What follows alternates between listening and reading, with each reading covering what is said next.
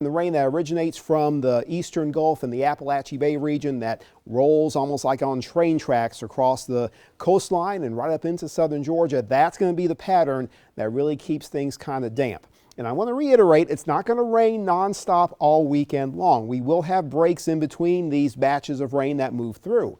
But when it does come through, if it comes down pretty heavily, we've had a lot of rain already this season, and in some cases the rain will not be able to absorb and soak up the new rainfall that comes. So we do have that possibility of oversaturation, if you will, of some lands, and that can trigger some flooding. So one wave of rain this evening, another one forecast in the forecast and focus data to come in during the overnight, sunrise, early morning time frame.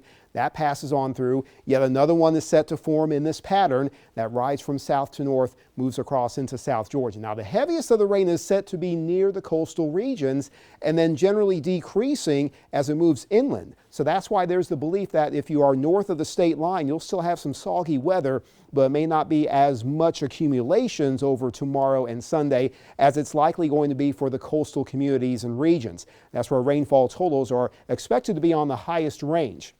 And I do think in general 2, 3, maybe 4 inches of rain is a realistic possibility for coastal areas in particular. As you move north, the rain totals tend to decrease through Sunday, but we're going to have more of these rounds of rain into your Sunday as well. So of course, Saturday evening, that's when the Rattlers take the field. And yes, timing the exact movement of these waves of rain is a challenge, but there is a reasonable expectation to have at least some passing rain around Bragg Stadium and nearby areas even before the game. If you have those tailgating plans, you'll have to plan around the high likelihood of at least occasional rain. Not particularly strong or severe necessarily, but there can be a couple stronger gusts of wind that come from some of those thunderstorms that roll across the coast. Flooding and high rain accumulations will be the primary impact that some folks will receive now through Sunday. So watch for the rain gauges, watch for the runoff into creeks and rivers and lakes that can be responding with a little more height in the water levels. But as we go into the extended forecast,